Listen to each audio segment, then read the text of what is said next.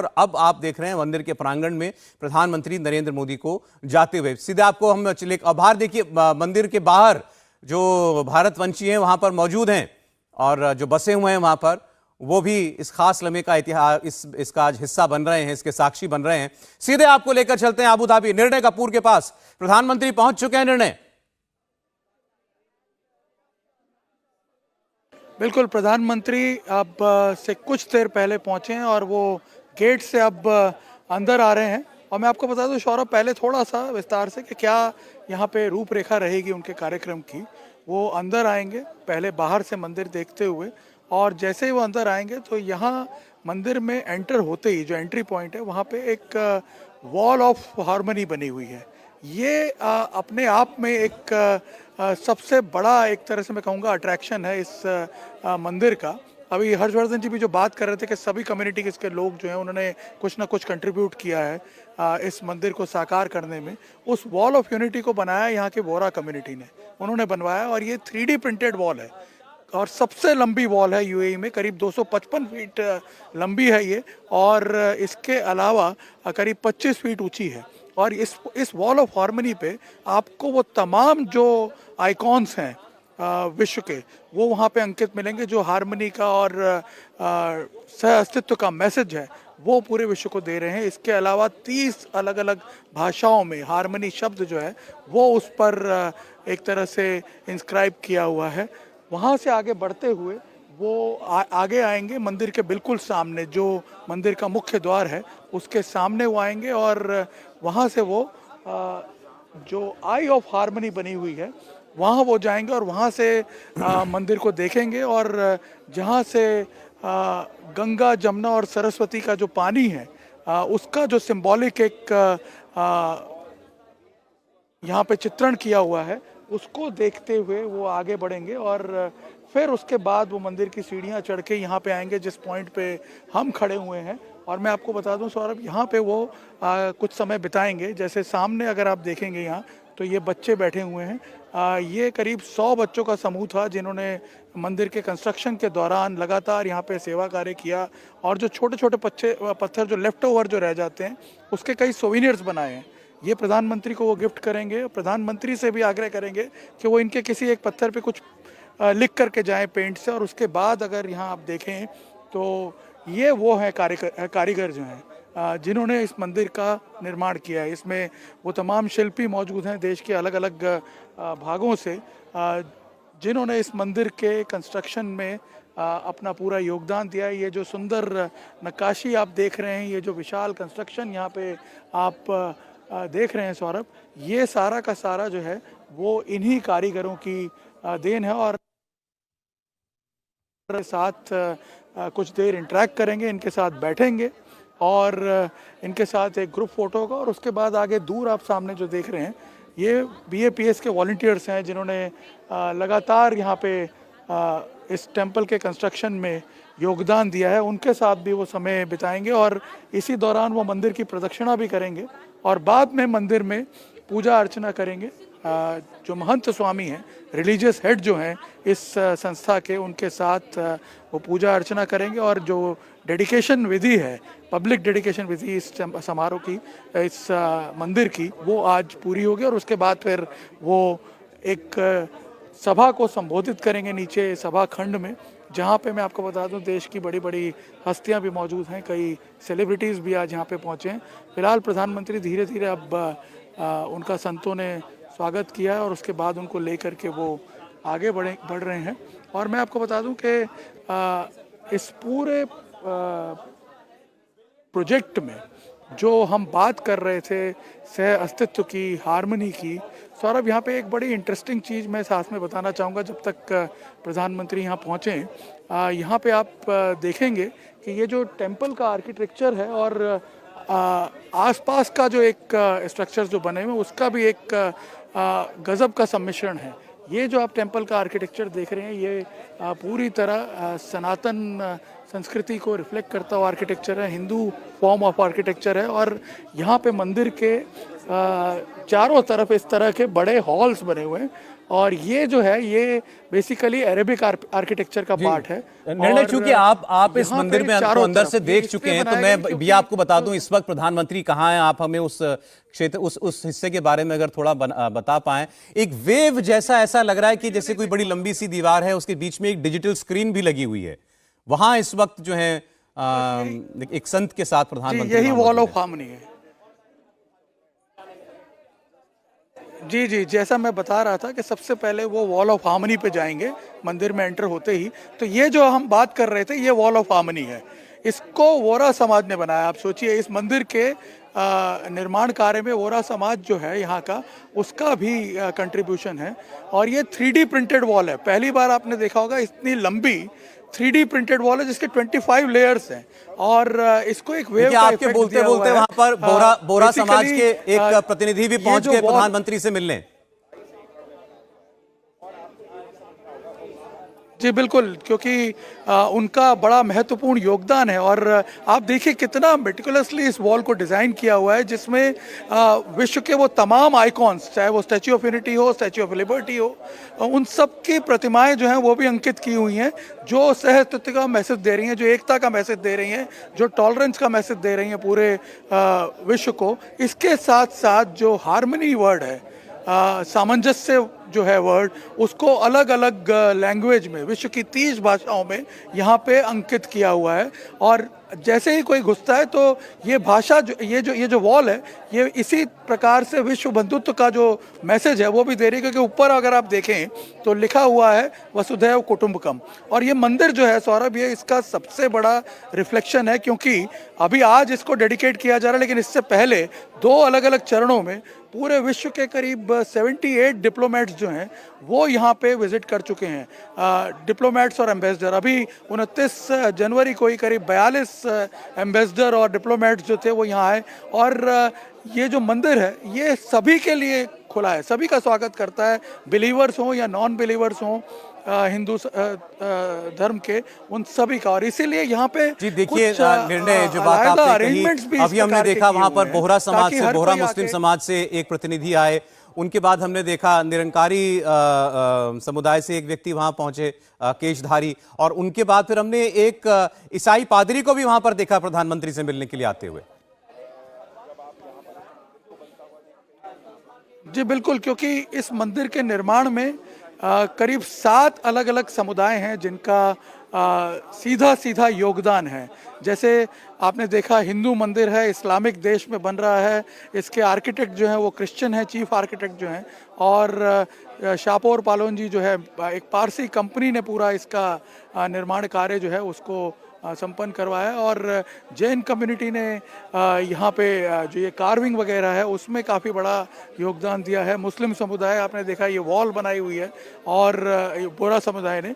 तो इस तरह से करीब 7 अलग अलग समुदाय के लोग हैं। और शायद इसीलिए उनके प्रतिनिधियों को भी यहाँ पे बुलाया हुआ है, प्रधानमंत्री से मिल रहे हैं। और आप देखिए किस प्रकार का मैसेज जो है वो इस विजुअल के जरिए जो है पूरे विश्व के सामने जा रहा है। वो भी एक ऐसी जगह जो कि अरब रीजन का एक इस्लामिक देश है, जहाँ पे शायद हमने जब यहाँ पे डिवोटिस से बात की तो वो भी बताते थे कि जब प्रमुख स्वामी ने ये विचार रखा था तब शायद उन्होंने कल्पना भी नहीं की होगी कि कभी ये जो सपना है उनका, ये जो संकल्प है वो इस तरह से साकार हो पाएगा। और एक ऐसा मंदिर बनेगा जो पूरे विश्व में सहअस्तित्व का, हार्मनी का, टॉलरेंस का, पीस का मैसेज जो है वो फैलाएगा।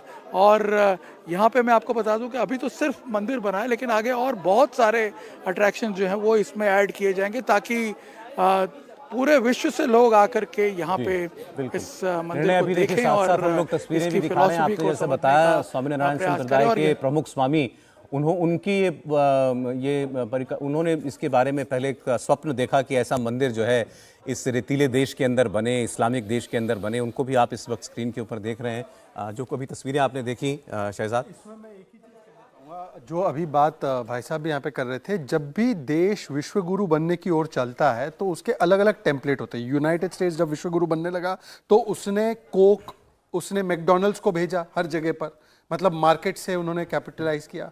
जब यूरोपियन कंट्रीज ने दबदबा अपना अपनाया तो मिलिट्री पावर को भेजा, पर भारत जब विश्व गुरु बनने की ओर जा रहा है तो मंदिर जो कि ज्ञान और मंदिर जो कि समावेशी भावना का एक प्रतीक है, उसको हम लोग भेज रहे हैं। तो ये एक अलग अलग टेम्पलेट है, कोई मार्केट भेजता है, कोई मिलिट्री भेजता है, और जैसे भाई साहब बता रहे थे कल्चरल एक्सपेंशन हम लोग करते हैं, हम अपनी संस्कृति को भेजते हैं सब जगह, तो ये उसका एक प्रतिबिंब है। हम योग भेजते हैं, हम ज्ञान भेजते हैं, ये अलग है टेम्पलेट। बहुत अच्छी बात आपने की हर्षवर्धन जी। ये तो सवाल कई बार तंज में भी जो है कई लोग पूछ लेते हैं ना, कैसे बनेगा भारत विश्व गुरु, ये भी एक माध्यम है।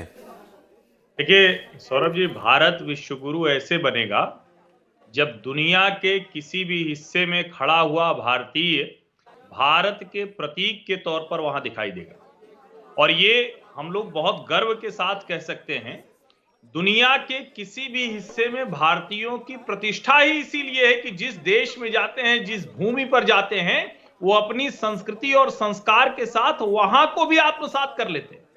वो चाहे इस्लामिक मुल्क हो, अमेरिकन मुल्क हो, या दुनिया के किसी भी हिस्से में हो, वो वहां पर किसी का प्रतिरोध करने नहीं जाते, किसी के विरोध में अपनी चीज नहीं खड़ी करते।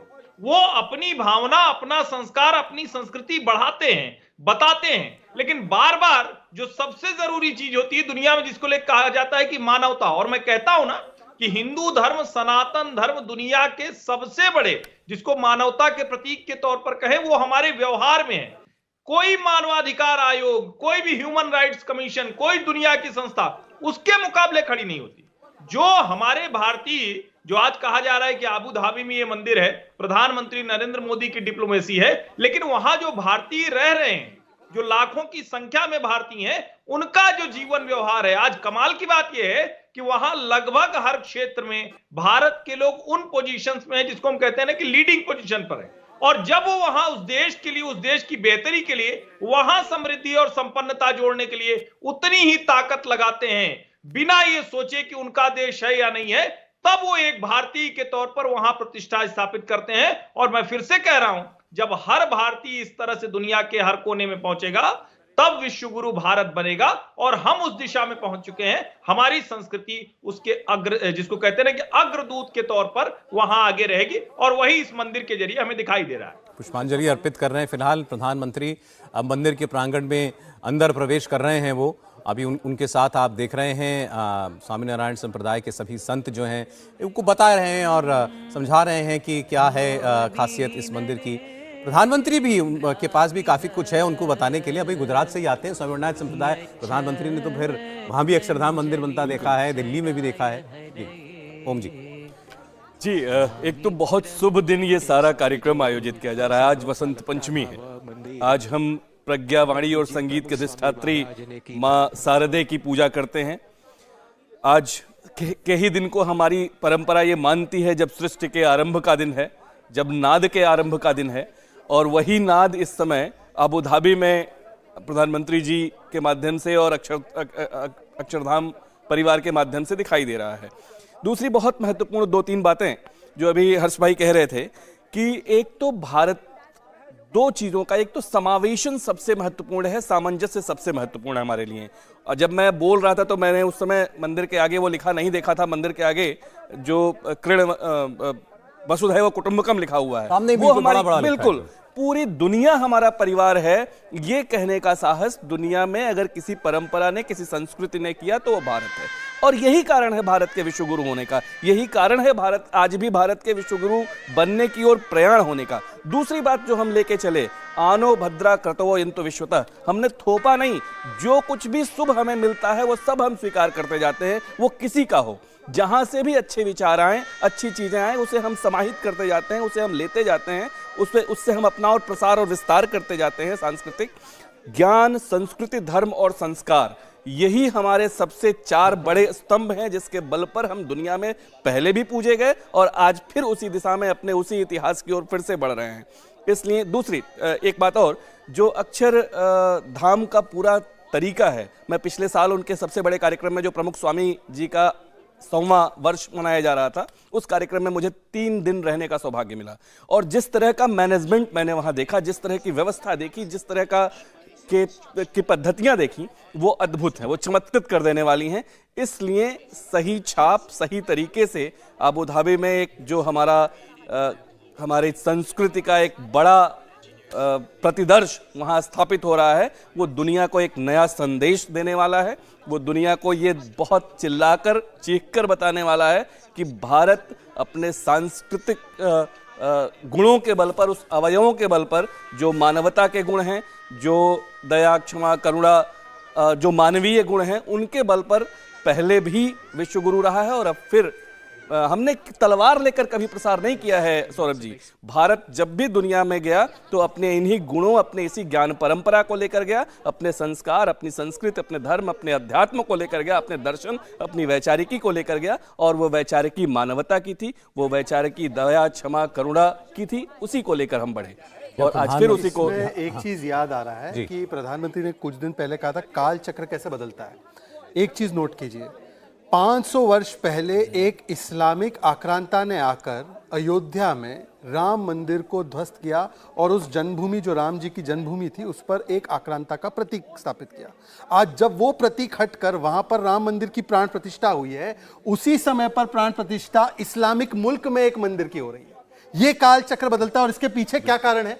क्योंकि हम तलवार की नोक पर नहीं, हम संस्कृति की, हमारे ज्ञान की ठोक पर जाते हैं कि हम लोगों के पास ज्ञान है और अंततः ज्ञान ही हर चीज पर एक प्रकार से, मैं डोमिनेट नहीं कहूंगा, मैं कहूंगा उसी का प्रभाव जो है आखिरी में रह जाता है। सबका है, सबके लिए है। बिल्कुल बिल्कुल बिल्कुल। तो ये काल चक्र कैसे घूमता है? वही सबसे मूल पंक्ति है हमारी कि ये सबका है, सबके लिए है, सब इसमें शामिल हैं, ये सबके। और ये बहुत बड़ा उदाहरण अभी सजाद भाई भी दे ही रहे थे कि 7 समुदाय उसमें लगे हैं। मुस्लिम देश में बन रहा है, मुस्लिम व्यक्ति उसकी जमीन दे रहे हैं, हिंदू संस्था उसको बना रही है, क्रिश्चियन उसको मुख्य आर्किटेक्ट हैं उसके, पारसी कंपनी उसमें शामिल है, लोग श्रमदान करने का। और बहुत महत्वपूर्ण बात है कि उसको लेके जब आप खबरें देखिए तो बहुत बड़ी संख्या में लोगों ने श्रमदान किया है। बड़ी ओम जी, बहुत अद्भुत प्रेजेंटेशन जो है वहां प्रधानमंत्री को दी जा रही थी। मतलब एक बड़ा डिफरेंट तरीका मुझे लगा प्रेजेंटेशन का। अभी हम उस तस्वीर पर एक बार फिर लौटते हैं जो अभी आप तस्वीर अंदर की देख रहे थे। अच्छा, एक टिप्पणी करना चाहूंगा। जरूर। ये तस्वीर देखिए, हमें तो आनंद और हर्ष मिल ही रहा है इससे, परंतु जो लोग एक इस्लामोफोबिया का ढांचा खड़ा करते हैं कि ये देश इस्लामोफोबिक बन चुका है, भाई अगर ये देश इस्लामोफोबिक होता तो यूएई की कोई ऐसी मजबूरी तो नहीं है ना कि इस प्रकार के मंदिर को वहां पर खड़ा करें। अच्छा, लोग इसके, मैं कह रहा हूं, इस इम्पैक्ट को भी शायद बहुत लोग ग्रहण नहीं कर पा रहे होंगे कि यूएई के अंदर इतना भव्य हिंदू मंदिर बन रहा है। एक ईश्वरवाद ने मानने वाले लोगों के लिए एक ऐसे मंदिर को वहां पर स्थान देना, ये बहुत बड़ी बात है। बिल्कुल। जबकि उसको भी देखिए आप 2015 में जब प्रधानमंत्री जी ये जिक्र कर रहे हैं और जो उसका विवरण मिल रहा है, नयान जी ने तुरंत उसको मोमेंट नहीं लगाया उसको स्वीकार करने में कि मैं जमीन देने को तैयार हूं और जहां जितनी लकीर आप खींच सकें उतनी जमीन देने को तैयार हूं। और ये तो बताएंगे आपको, अभी निर्णय बताएंगे 2015 में जब 2014 में प्रधानमंत्री बने नरेंद्र मोदी, उस वक्त तो क्या क्या नहीं कहा जा रहा था कि हमारे इस्लामिक देशों के साथ जो है रिश्ते अब कैसे होंगे। उसके बाद आप देखिए इस वक्त 7 बार यूएई का दौरा कर चुके हैं प्रधानमंत्री नरेंद्र मोदी और यूएई का जो सर्वोच्च नागरिक सम्मान है ऑर्डर ऑफ जायद, उससे उनको नवाजा जा चुका है। 15 देशों में से 7 मुस्लिम देशों ने सर्वोच्च नागरिक पुरस्कार दिया है मोदी। बिल्कुल, निर्णय जी बिल्कुल, हम उस पर आते हैं, लेकिन मैं आपको बताऊं यहाँ पे अब कुछ हलचल हो रही है सौरभ, जहाँ हम खड़े हैं, क्योंकि प्रधानमंत्री अब उस प्रेजेंटेशन को देखने के बाद यहाँ जो आई ऑफ हार्मनी बना हुआ है वहाँ आने वाले हैं। ये भी एक अपने आप में बड़ा इंटरेस्टिंग जो एलिमेंट है इस टेम्पल का। एक आई इस तरह से बनाई हुई है जो एक विजन दे रही है हार्मनी का, जो एक विजन दे रही है अस्तित्व का, और उसको इस तरह से डिजाइन किया हुआ है कि जब आप उसके पीछे से जाके जब आप टेम्पल को देखते हैं तो अनुरूप मिलता है। और उसी को इनफैक्ट यहाँ प्रधानमंत्री के सामने भी प्रेजेंट किया जाएगा। देखिए मैं आपको बताऊँ, अब वो वहाँ पे बस पहुँचने वाले हैं। यहाँ से हम ज़्यादा आपको नहीं दिखा पाएंगे। देखिए पीछे अगर आप देखें उस रास्ते से प्रधानमंत्री आएंगे और मंदिर के ठीक सामने ये जो पाथवे है ऑफ डिविनिटी जो है वो बना हुआ है और यहाँ प्रधानमंत्री अभी पहुंचेंगे और यहाँ से फिर वो आगे बढ़ेंगे। मैं आपको बता दूं कि इसी के ठीक पीछे जो है वो इस वक्त मौजूद दिखाई दे रहे हैं। गंगा जमुना और सरस्वती का एक सिंबॉलिक प्रेजेंटेशन यहाँ पे किया हुआ है जिसमें एक वाटर फ्लो हो रहा है, वाटरफॉल एक बनाया हुआ है और वो पानी जो है वो आगे इस तरह से रिफ्लेक्ट किया हुआ है कि मंदिर में गंगा जमुना और सरस्वती तीनों कंसिस्टेंटली बहती रहेंगी। आप सोचिए इस रेगिस्तान में इस प्रकार का एक डेमोन्स्ट्रेशन करना, इस प्रकार का एक जो लेआउट है वो प्लान करना अपने आप में एक बहुत ही यूनिक एलिमेंट है इस मंदिर का, मैं आपको बता दूं। और जो गंगा और जमुना का पानी आप देख रहे हैं यहाँ पे वो भी अलग अलग कलर्स में यहाँ पे रिफ्लेक्ट किया गया है ताकि लोग आइडेंटिफाई कर सकें उसको, जो ओरिजिनल वैल्यूज हैं दोनों नदियों की उनको। और यहाँ पे अब प्रधानमंत्री बस पहुँचने वाले हैं। सामने की तरफ आप ये जो आई ऑफ हार्मनी देख रहे हैं, यहाँ पे अभी आपको शायद कुछ मोमेंट्स में ये दिखेगी विजुअल्स में, जिस प्रकार से सिक्योरिटी मूवमेंट हो रहा है सिक्योरिटी पर्सनल का, उसको देखते हुए लगता है कि प्रधानमंत्री बस अब इस तरफ आ रहे हैं और वहाँ से फिर वो आगे आएंगे ऊपर यहाँ टेंपल में दर्शन करने के लिए और यहाँ पे लोगों से इंटरेक्ट करने के लिए। मैं आपको बता दूं कि प्रधानमंत्री का जो पूरा दौरा है ये करीब 1.5 घंटे का टूर है सौरभ। देखिए प्रधानमंत्री वहां से उस आई को देखते हुए अब आगे बढ़ गए हैं और मंदिर की तरफ अब वो आगे आ रहे हैं। यहाँ से अब मैं प्रधानमंत्री को भी देख पा रहा हूँ, वो अब मंदिर की सीढ़ियों की तरफ आगे बढ़ते हुए मंदिर की सीढ़ियाँ चढ़ते हुए आ रहे हैं और यहाँ से उन्हें जो ब्रह्मविहारी स्वामी हैं वो इस पूरा मंदिर का डिस्क्रिप्शन दे रहे हैं। ब्रह्मविहारी स्वामी के बारे में भी मैं आपको बता दूं कि पिछले 5 सालों से कंटिन्यूस यहीं पे रह करके उन्होंने पूरा अपने सुपरविजन में इस मंदिर का जो निर्माण कार्य है उसको संभव करवाया है।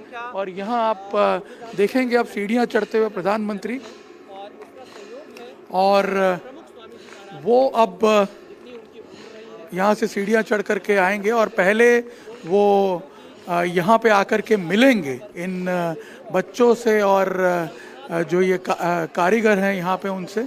आप देखिए धीरे धीरे अब वो आ रहे हैं और उन्हें बकायदा आसपास के बारे में भी बताया जा रहा है, क्योंकि जो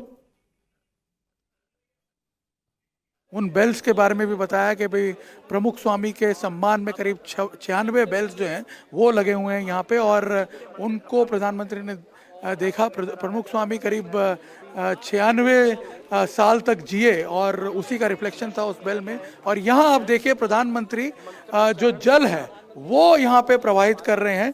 इस वक्त वो गंगा जल जो है वो प्रवाहित कर रहे हैं गंगा नदी में, क्योंकि यहाँ पे ये प्लान था कि प्रधानमंत्री गंगा और जमुना में दोनों नदियों का जल जो है प्रवाहित करेंगे। ये जो साइड है ये गंगा नदी का रिफ्लेक्शन है। यहाँ पे मैं बताऊँ, यहाँ अगर आप देखेंगे यहाँ पे भी गंगा नदी का पानी जो है ये इसी तरह से बिल्कुल उसी टेक्सचर में यहाँ देखिए इस तरफ फ्लो कर रहा है। तो गंगा नदी को पहले उन्होंने पानी जो है वो अर्पण किया, जल अर्पण किया, और उसके बाद अब वो जमुना नदी में जाकर के जमुना नदी का जो जल है वो उस सेक्शन में प्रवाहित करेंगे। और यहाँ आने वाले जो श्रद्धालु हैं, जो डिवोटीज हैं, वो इस बात को फील कर पाएंगे। वैसे मैं आपको बता दूं कि ये अपने आप में भी बड़ा एक यूनिक थॉट है कि इस रेगिस्तान के अंदर जहाँ पे आपको दूर दूर तक कहीं पानी नजर नहीं आएगा, वहाँ इस टेंपल के चारों ओर इस तरह से पानी जो है गंगा और जमुना का वो प्रवाहित होता रहेगा। ये स्पेशली वहाँ से ला करके यहाँ पे इसको फ्लो करवाया जा रहा है। और एक और इंटरेस्टिंग एलिमेंट है इसके अंदर, गंगा जमुना सरस्वती तीनों का संगम जो बताया जा रहा है। तो सरस्वती नदी तो लुप्त हो चुकी है, तो जब रात में इस मंदिर को लिटअप किया जाता है उस वक्त इस तरह से एक बीच में लाइट्स के जरिए इल्यूमिनेट करके एक पानी की धारा का फ्लो यहाँ पे जनरेट किया जाता है जो सरस्वती नदी को रिफ्लेक्ट करता है। तो आप देखिए कि बहुत ही थॉटफुल तरीके से यहाँ पे इसको प्रेजेंट करने की कोशिश की गई है। और इस हिसाब से भी अगर आप देखें तो तीनों नदियों का जो सम्मिश्रण है, उनकी जो हार्मनी है, उसको भी यहाँ पे इनफैक्ट हर एलिमेंट में, इस टेम्पल के हर एलिमेंट में उस हार्मनी को कहीं ना कहीं रिफ्लेक्ट करने की कोशिश की गई है। जैसे कि जो नक्काशी की गई है, जो कार्विंग्स यहाँ पे की गई हैं, आप देखिए एक ही ऐसा मंदिर जहाँ पे रामायण, महाभारत और पुराणों की सभी की कथाएं जो हैं वो उसका सभ्यताएं नहीं, विश्व की जो दूसरी सभ्यता है, मायन सभ्यता है या फिर इजिप्ट की सभ्यता है या रोमन कल्चर है, उस सब को यहाँ पे आपको ये चीज देखने को मिलेगी। आवाहयामि स्थापयामि नमस्करोमि। गंगा जी की धारा में आगे बढ़ेंगे। अब माननीय प्रधानमंत्री श्री मोदी जी यहाँ पे अगर आप देखेंगे तो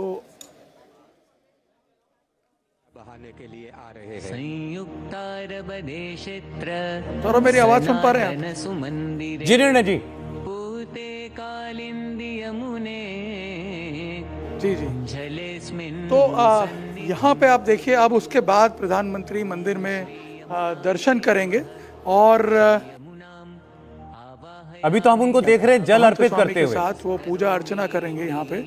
और जी बिल्कुल, अभी गंगा नदी का जल अर्पित किया यहाँ पे और उसके बाद यमुना नदी का जल जो है वो अर्पित कर रहे हैं। और साथ ही यहाँ पे मंत्रोच्चार भी हो रहा है। जो शास्त्रोक्त विधि है उस हिसाब से इस पूरी प्रक्रिया को बता दूं कि सबसे पावन नदियों में से एक इस उसी का रिफ्लेक्शन यहाँ पे इस रेगिस्तान में यहाँ पे खड़ा किया गया है। आप सोचिए, ये अपने आप में एक थॉटफुल आइडिया है जिसके जरिए यहाँ पे मैं आपको बता दूं सौरभ के अब देखिए निर्णय वो जो सीढ़ियां चढ़ते हुए जा रहे हैं, मुझे लगता है जो मुख्य मंडप है मंदिर का, वहां पर प्रधानमंत्री पहुंच रहे हैं। हमने भी पूरा दर्शन कर लिया इस बहाने मंदिर का। जी जी, गर्भगृह की ओर जाते हुए जी बिल्कुल। अब प्रधानमंत्री सीढ़ियां चढ़ते हुए ऊपर जा रहे हैं, गर्भगृह की ओर जा रहे हैं। और आपको बता दूं यहाँ पे 7 अलग अलग जो देवी देवता हैं उनकी प्रतिमाएं आज सुबह ही प्रस्थापित की गई हैं मंदिर में, जिनमें भगवान राम की प्रतिमा है, भगवान शिव की प्रतिमा है, गणेश जी की प्रतिमा है, अयप्पन, लॉर्ड अयप्पन की प्रतिमा है। और इसके अलावा यहाँ पे भगवान स्वामीनारायण की भी प्रतिमा है, जो इष्ट देव हैं इस संप्रदाय के लोगों के, उनकी भी प्रतिमा यहाँ पे लगी हुई है। प्रधानमंत्री जी इनके दर्शन करेंगे और यहाँ पे एक आरती होगी, भव्य आरती। उस आरती में वो सम्मिलित होंगे और उसके बाद फिर वो यहाँ बाकायदा मंदिर की प्रदक्षिणा भी करेंगे, मंदिर की परिक्रमा भी करेंगे। और साथ ही मैं आपको बता दूं कि उनको इस वक्त जो मंदिर के अंदर जिस प्रकार से कार्विंग की गई है, जिस प्रकार से चीज़ों को रिफ्लेक्ट किया गया है, वो भी बताने की कोशिश की जा रही है। मैं आपको बताऊं कि अगर आप मंदिर के अंदर जाएंगे और सबसे पहला जो मंडप है उसमें आप देखेंगे रूफ पे जिस तरह से पृथ्वी, जल, अग्नि, वायु सबका जो रिफ्लेक्शन है वो भी बताता है कि नेचर के अंदर जो सद्भावना है, नेचर के अंदर जो एक सह अस्तित्व की भावना है, उसको यहाँ पे रिफ्लेक्ट करने की कोशिश की गई है। और उसके बाद आगे बढ़ते हुए जो हमारे अलग अलग परंपराएं हैं, हमारे अलग अलग जो रिचुअल्स हैं, उनको यहाँ पे रिफ्लेक्ट किया गया है मंदिर के पिलर्स में और जो गुंबद है उसमें। और आपको मैं बता दूं कि यहाँ पे एक बड़ी यूनिक बात और भी है कि एक पिलर ऑफ पिलर यहाँ बना हुआ है अंदर, और वो प्रधानमंत्री को जरूर दिखाया जाएगा, जिसमें आप देखेंगे कि एक पिलर जो है उसमें करीब 1400 छोटे छोटे पिलर्स जो हैं उनको कार्व किया गया है। और उसे बनाने में करीब 3000 मैन आवर्स का समय लगा है। आप सोचिए कि कितनी बारीकी से उसे बनाया गया है। इस वक्त प्रधानमंत्री जो पूजा विधि है उसमें पार्टिसिपेट कर रहे हैं और यहाँ इस मंदिर के गर्भगृह को वो देखेंगे। अंदर जो मंडप बने हुए हैं उनमें जो कार्विंग की गई है उसको देखेंगे। हर चीज़ में एक सह अस्तित्व का भाव जो है उसको कैसे रिफ्लेक्ट किया गया है ये प्रधानमंत्री को यहाँ पे समझाया जा रहा है। वैसे तो वो लगातार इन जो क्रिएटर्स हैं इस मंदिर के, जिन लोगों ने पूरा काम किया है, उनके साथ लगातार संपर्क में थे और रेगुलर अपडेट भी उन्हें मिल रहे थे इस टेम्पल के डेवलपमेंट वर्क पर। जो भी कंस्ट्रक्शन में डेवलपमेंट हो रहा था उसके उनको रेगुलर अपडेट्स भी मिल रहे थे। बिल्कुल, और बिल्कुल। आज वो बड़ा अद्भुत, बड़ा खूबसूरत ये मंदिर बना हुआ है, नागर शैली में बना है, पिंक सैंडस्टोन का इस्तेमाल किया गया है, कहीं लोहे का इस्तेमाल इसके अंदर नहीं किया गया। ओम जी कुछ कह रहे थे जी, किसी भी धातु का इस्तेमाल नहीं हुआ है इसमें, किसी भी धातु का इस्तेमाल नहीं हुआ है। केवल पिंक सैंडस्टोन और फ्लाई ऐश नीचे ये इस्तेमाल करके इसको बनाया गया है, धातु का इस्तेमाल नहीं है। बिल्कुल सही बात जो अभी कपूर साहब वहां से बता रहे हैं कि सबसे जो महत्वपूर्ण चीज है, एक तो अक्षर धाम मंदिर होते हैं, स्वामी नारायण संप्रदाय के जो मंदिर होते हैं, थीम बहुत स्पष्ट होती है उनकी, एक बहुत अच्छी थीम पकड़ के और बहुत क्लैरिटी के साथ। ये दो चीजें तो बहुत स्पष्ट तरीके से वो कहते हैं कि भारत का जो धर्म है उसकी जो मूल भावना है वो बहुत ठीक तरीके से स्थापित होनी चाहिए। मेरी बड़ी लंबी चर्चा सौरभ जी पिछले साल हुई वहाँ के बहुत प्रमुख जो संत लोग हैं उनसे, और उसमें उनका विचार ये बहुत स्पष्ट था। अभी अमेरिका में, कनाडा में जो मंदिर बन रहे हैं, उनको लगता है कि देखिए मानवता को जब जिस तरह से कभी भी जो दुख है उसका त्राण हरने के लिए वो बहुत अच्छी जगह है, जहां जाकर अपने दुखों को भूल सकें, जहां जाकर फिर से अपने को एनर्जाइज कर सकें, फिर से अपने अंदर उन गुणों का संचार कर सकें। यानी जो धूल जमती है हमारे ऊपर समाज में रहते हुए, मंदिर ऐसी जगह होनी चाहिए जहां जाकर हम उन सब चीजों से मुक्त हो सकें, अपने को एक नए कलेवर में लेकर फिर से वहां से निकलकर और अपना कार्य और ठीक तरीके से संपन्न कर सकें, ये लक्ष्य होता है। तो ऐसे दुर्गुणों का जो हमारे भीतर जो कलुष आता जाता है, उनके परिहार का, उनको खत्म करने के स्थान के रूप में मंदिरों की संकल्पना वो करते हैं। निर्णय कुछ कहना चाह रहे हैं, बोले निर्णय। जी सौरभ, एक बात मैं सिर्फ यहाँ पे ऐड करना चाहता हूँ। ये जो मंदिर का स्ट्रक्चर है जिसके बारे में भी बता रहे थे कि बिल्कुल आयरन का उपयोग नहीं करना पड़ा है, एक बड़ा इंटरेस्टिंग जो वाकया है वो सामने आया है। और मैं बता दूं आपको कि वो रिसर्च का भी एक बड़ा विषय बन गया है। खलीफा यूनिवर्सिटी जो यहाँ पे है उसके विद्यार्थी उस पर रिसर्च भी कर रहे हैं। जनरली ये जो पूरा रेगिस्तान का इलाका है, ये